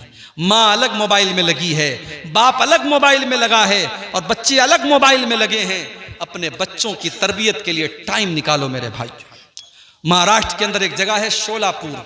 एक मर्तबा शोलापुर में प्रोग्राम में मैं गया, एक साहब के घर में गया, बड़े अच्छे आदमी थे, नेक आदमी थे। उन्होंने कहा, मौलवी साहब, मैं रात में जब सोता हूं तो सूरे मुल्क पढ़ के जरूर सोता हूं। अल्लाह के नबी की हदीस है कि जो रात को सूरे मुल्क पढ़ करके सोएगा अल्लाह उसको अजाब कब्र से बचाएगा। उन्होंने कहा मौलवी साहब मैं सूरह मुल्क पढ़ करके सोता हूं, और जब मैं सूरह मुल्क पढ़ता हूं तो मेरा 4 साल का पोता जो मेरे बगल में सोता है वो अपने दादा के मुंह से सूरह मुल्क सुनता है, और मेरा पोता सूरह मुल्क सुन सुन करके पूरी सूरह मुल्क याद कर चुका है। और 4 साल के उनके पोते से जब मैंने पूछा तो उसने फर फर फर पर पूरी सूरह मुल्क पढ़ के उसने मुझको सुना दी। सूरह मुल्क अच्छी खासी लंबी सूरत है, 2-2.5 सफ़े की सूरत है, और बड़े बड़े लोगों को याद नहीं होती, 4 साल के बच्चे को याद है। क्यों? क्योंकि उसने अपने दादा को पढ़ते हुए देखा है। मेरे भाइयों, बच्चे आपकी बात बाद में देखते हैं, आपका अमल पहले देखते हैं। बच्चा जब आपको गाली देते हुए देखता है, बच्चा जब आपको गुटखा खाते हुए देखता है, बच्चा जब आपको सिगरेट पीते हुए देखता है, बच्चा जब आपको गलत काम करते हुए देखता है, बच्चा आपसे सीखता है। अपने बच्चों की तरबियत पर भी आप ध्यान दीजिए। अरबी का एक शायर कहता है, लईसल यतीमु मन इंतहा अबवाहु मिन हम्मिल हयाती व खल्लफाहु जलीला। यतीम वो नहीं है जिसके माँ बाप उसको दुनिया से छोड़ के चले जाएं। यतीम वो बच्चा नहीं है जिसकी माँ का इंतकाल हो जाए, जिसके बाप का इंतकाल हो जाए। इन्नल यतीमा हुवल्लज़ी तल्क़ा लहू उम्मन तखल्लत अव्वबन मशगूला। कहता है कि यतीम तो वो है जिसकी माँ के पास उसके लिए समय ना हो और जिसके बाप के पास उसके लिए टाइम ना हो। बाप इतना बिजी हो कि बच्चे को टाइम ना दे सके, और माँ इतनी बिजी हो कि बच्चे को टाइम ना दे सके, वो बच्चा यतीम है, वो बच्चा यतीम है।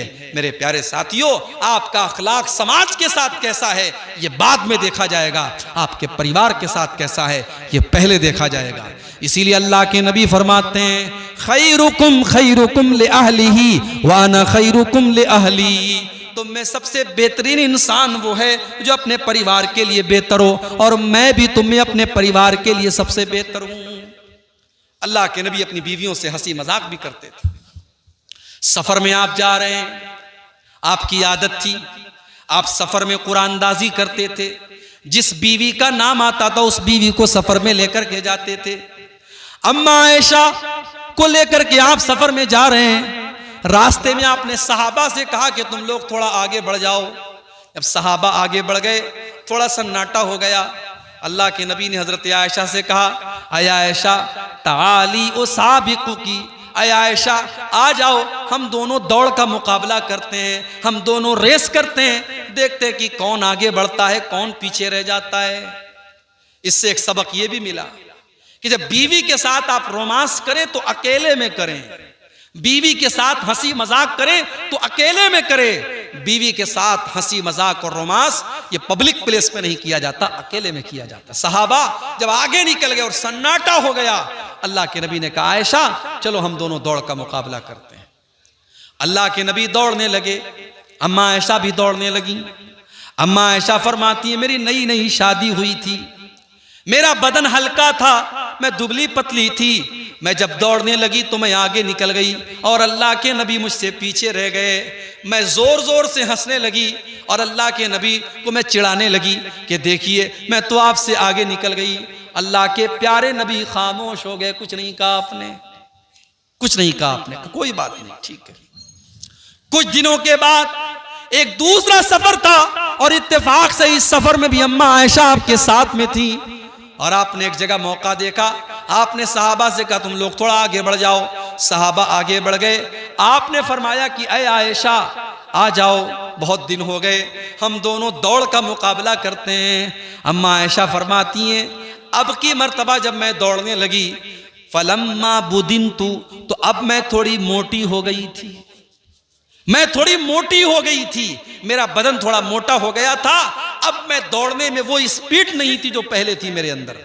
इससे एक सबक ये भी मिला, जब आप शादी करके अपनी बीवी को लाएं तो इतना प्यार करें, इतनी मोहब्बत करें, उसको इतना टाइम दें, उसके शौक और अरमान को इतना पूरा करें कि उसकी तंदुरुस्ती अच्छी हो जाए, उसकी हेल्थ अच्छी हो जाए।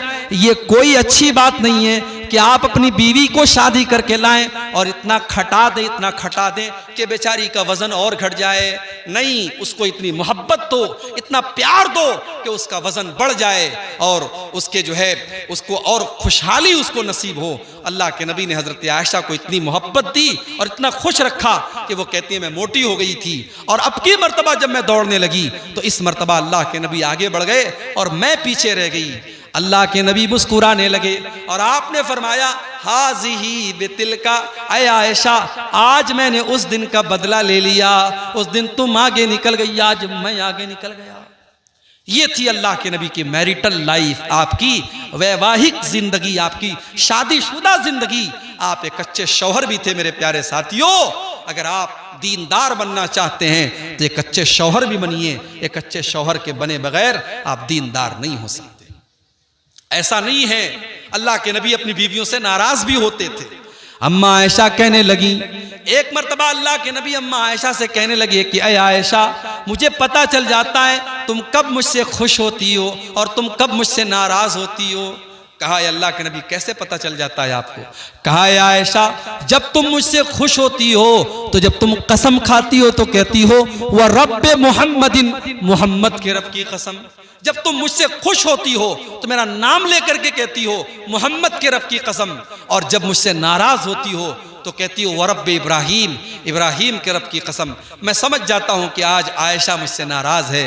अम्मा आयशा ने मुस्कुरा करके कहा आय अल्लाह के नबी जब मैं आपसे नाराज होती हूं तब भी मैं आपका नाम छोड़ती हूं लेकिन आपको नहीं छोड़ती हूं। आपकी मोहब्बत मेरे दिल से कभी नहीं निकलती है। मैं गुस्से की हालत में भी आपका नाम नहीं लेती हूं मगर आपकी मोहब्बत मेरे सीने में मौजूद होती है। मेरे प्यारे साथियों, ये रिश्ता था अल्लाह के नबी का अपनी बीवियों के साथ। इसीलिए जब अल्लाह के नबी से पूछा गया मा हक़्क़ु ज़ौजती अहदिना अलैहि, अय अल्लाह के नबी बीवी का हक हमारे ऊपर क्या है?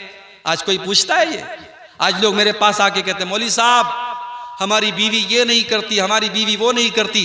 जरा आप शौहर के हुकूक पर तकरीर कर दीजिए। आज ऐसे शौहर तो मिलेंगे जो अपने हुकूक के बारे में पूछेंगे मगर यहां बीवी का हक क्या है हमारे ऊपर, ये आकर के पूछा सहाबी ने। अय अल्लाह के नबी बीवी का हक हमारे ऊपर क्या है जरा आप बता दीजिए।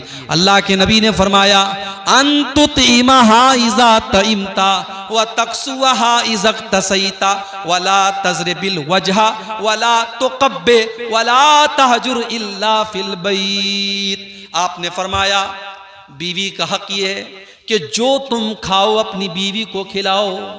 अच्छा खा रहे हो तो बीवी को अच्छा खिलाओ।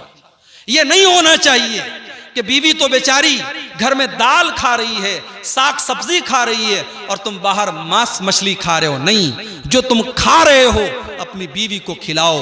व तक्सुहा इज़ा तसैता, और जैसा तुम कपड़ा पहनो अपनी बीवी को भी तुम पहनाओ। जिस मेयार का और जिस स्टैंडर्ड का कपड़ा तुम पहन रहे हो उसी मेयार का अपनी बीवी को पहनाओ। वला तज़रिबिल वजहा, और कभी गुस्से में अपनी बीवी के चेहरे पर तुम कभी हाथ मत उठाना।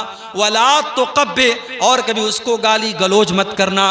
वला तहजुर इल्ला फिल बैत, और अगर बीवी से गुस्सा हो जाओ, नाराजगी हो जाए तो कभी उसको घर के बाहर मत निकालो। घर के अंदर का मामला घर के अंदर सुलटा लिया करो, घर के अंदर हल कर लिया करो। ये बीवी का हक है शौहर के ऊपर। लेकिन मेरी प्यारी माँ और बहनों, कुछ हक आपके ऊपर भी है शौहर का। मैं चाहता हूं कि उसको भी आपके सामने बता दूं। अल्लाह के नबी से पूछा गया अय्युन निसाई खैर, अय अल्लाह के नबी कौन सी औरत सबसे अच्छी है? आपने फरमाया अल्लती तसुर्रुहु इज़ा नजर, जब शौहर देखे तो खुश हो जाए। जलसे में जा रही है, सज के जा रही है, संवर के जा रही है, मेकअप करके जा रही है, खुशबू लगा के जा रही है। जबकि जलसे में खुशबू लगा करके सज करके संवर करके जाना हराम है, हराम है।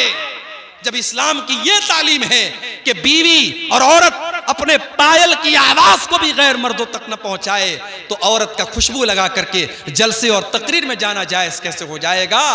मेरी प्यारी माँ बहनों, अगर आप शादीशुदा हैं तो आपकी जेबो जीनत का हकदार आपका शौहर है। आप अपने आप को मेंटेन करके रखिए, अपने आप को मुज़य्यन करके रखिए, सजा करके रखिए, संवार करके रखिए। आपका शौहर आपको देखे तो खुश हो जाए। उसके बाद फरमाया व तुतीउहु इज़ा अमर, जब शौहर देखे तो खुश हो जाए और जब शौहर किसी बात का हुक्म दे तो बीवी उसकी बात माने। आजकल की बीवियां मनवाती ज्यादा हैं और मानती कम हैं। वो लतीफा आपने सुना है ना, एक आदमी गया और देखा कि मस्जिद में तहज्जुद की नमाज एक आदमी पढ़ रहा है। उसने कहा भाई साहब, आपने तहज्जुद की नमाज आप पढ़ रहे हैं मस्जिद में, कैसे, आपकी नींद कैसे खुलती है? कहा कि भाई साहब मैंने दूसरी शादी कर ली है, मेरी एक शादी हुई थी, मैंने दूसरी शादी कर ली है और इसलिए मैं तहज्जुद की नमाज में मस्जिद में हाजिर रहता हूं और डेली मैं मस्जिद में आकर के तहज्जुद पढ़ता हूं। तो उसने कहा बड़ी अच्छी बात है, उसने भी दूसरी शादी कर ली और जब उसने दूसरी शादी कर ली तो उसकी बीवी ने भी घर से निकाल दिया। अब वो दोनों मिलकर के बेचारे दोनों जो है मस्जिद में तहज्जुद की नमाज पढ़ रहे हैं। तो ये हालात होते हैं। आजकल की बीवियां मानती कम है और मनवाती ज्यादा हैं।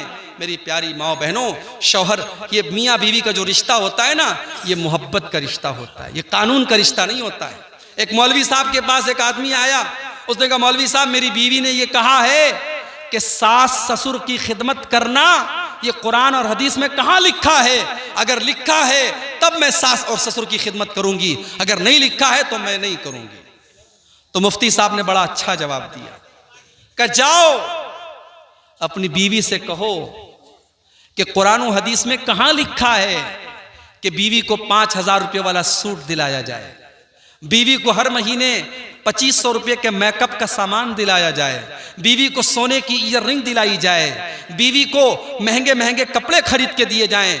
कहा कि जब कुरान हदीस में ये भी नहीं लिखा है तो आज के बाद बीवी को बस जो मामूली खाना खा रही है वो खाएगी, जो मामूली कपड़ा पहन रही है वो पहनेगी, आज के बाद उसको कोई शॉपिंग नहीं कराना है।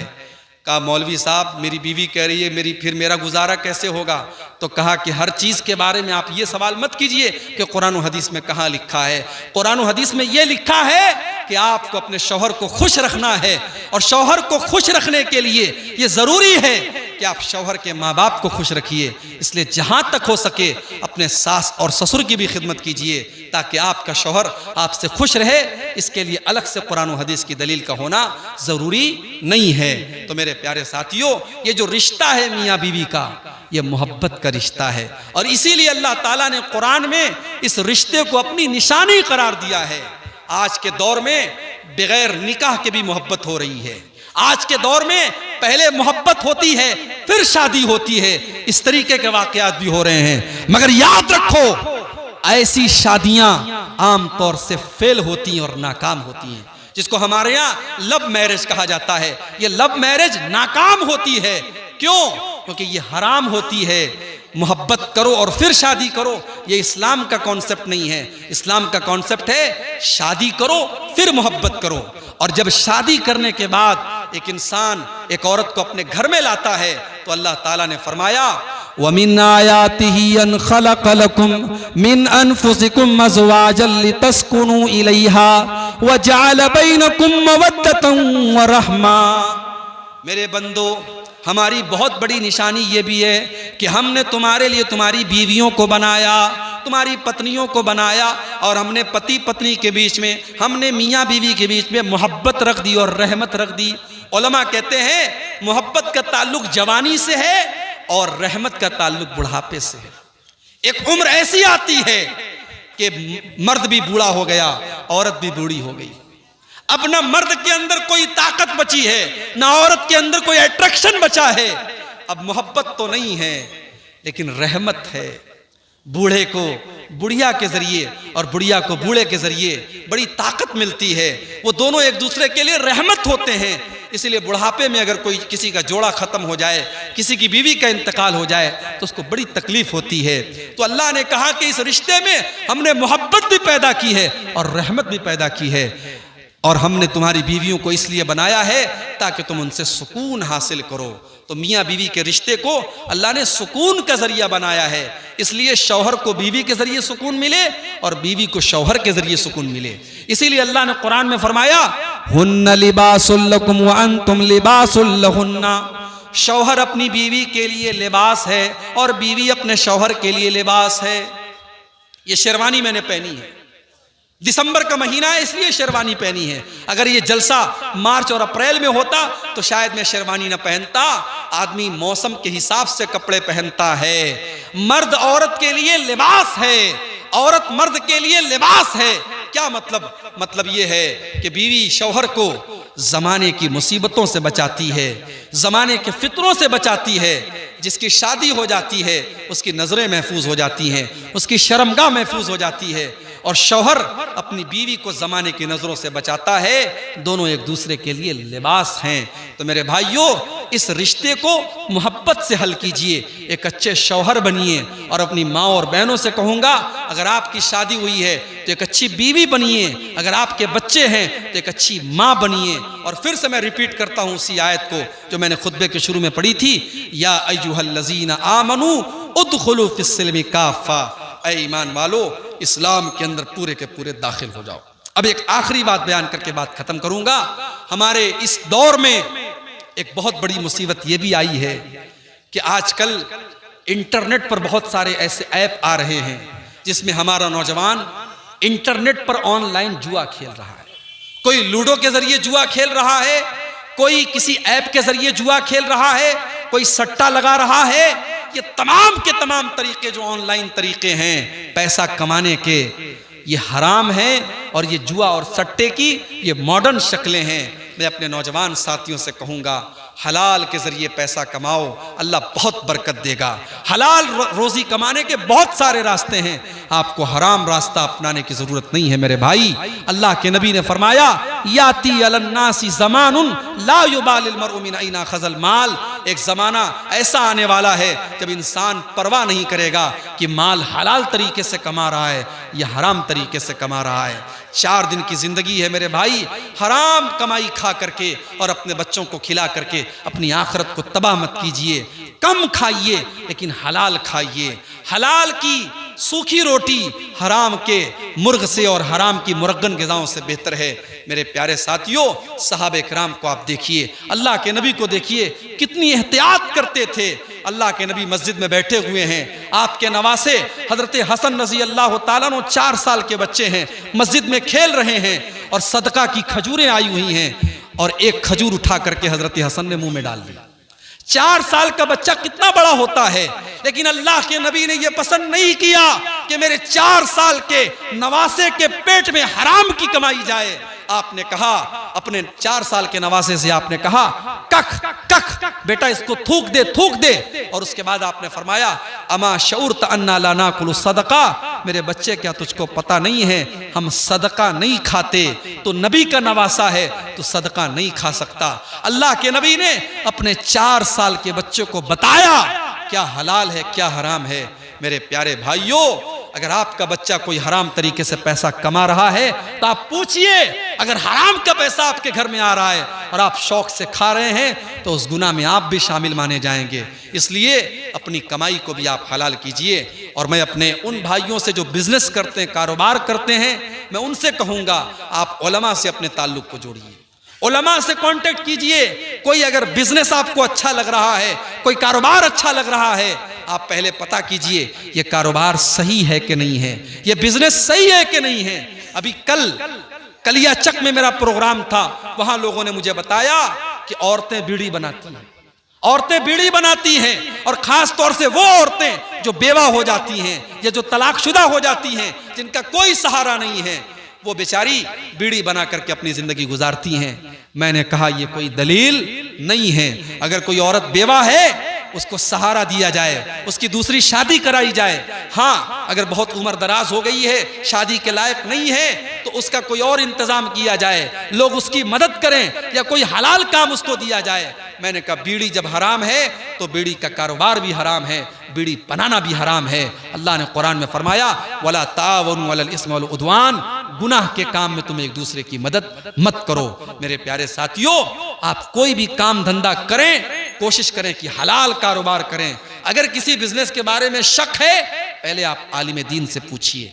जैसे आप नमाज के मसले पूछते हैं, वजू के मसले पूछते हैं, गुस्ल के मसले पूछते हैं, कारोबार के मसले भी आप पूछिए। आप पैसा कमाने के मामले में आज़ाद नहीं हैं कि जैसे मन चले और जैसे जी चाहे आप पैसा कमाएं।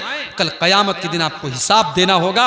मिन ऐना इक्तसबा, तुमने माल कहाँ से कमाया था और कहाँ पर तुमने खर्च किया था। इन दोनों का हिसाब हमें अल्लाह को देना पड़ेगा। तो ये चंद बातें थी जो मैंने आपके सामने कुरान करीम के दूसरे पारे की रोशनी में रखी कि हमें और आपको इस्लाम में पूरे के पूरे दाखिल होना है। वला तत्तबिउ खुतवातिश शैतान, शैतान के रास्ते पर मत चलो। इन्नहु लकुम अदुव्वुम मुबीन, शैतान तुम्हारा खुला हुआ दुश्मन है। आइए हम अल्लाह से दुआ करें। ये रात का वक्त है, तहज्जुद का वक्त है, रात का आखिरी पहर है, ये अल्लाह की मग़फ़िरत का वक्त है। आइए हम अल्लाह से दुआ करें कि अल्लाह ताला आज के इस प्रोग्राम में हम सब के जमा होने को कबूल फरमाए। अल्लाह हमारी ख़ताओं को माफ़ फरमाए, अल्लाह हमारी नेकियों को कबूल फरमाए।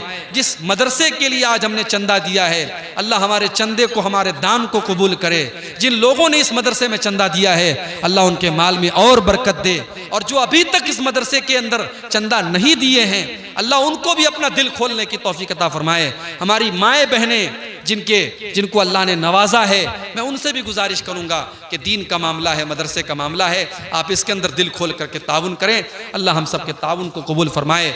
जब तक अल्लाह हमें दुनिया में जिंदा रखे, इस्लाम पर जिंदा रखे और हम सब का खात्मा ईमान पर हो। आमीन। व आखिर दावाना अनिल हम्दुलिल्लाहि रब्बिल आलमीन। वस्सलामु अलैकुम व रहमतुल्लाहि व बरकातुहू।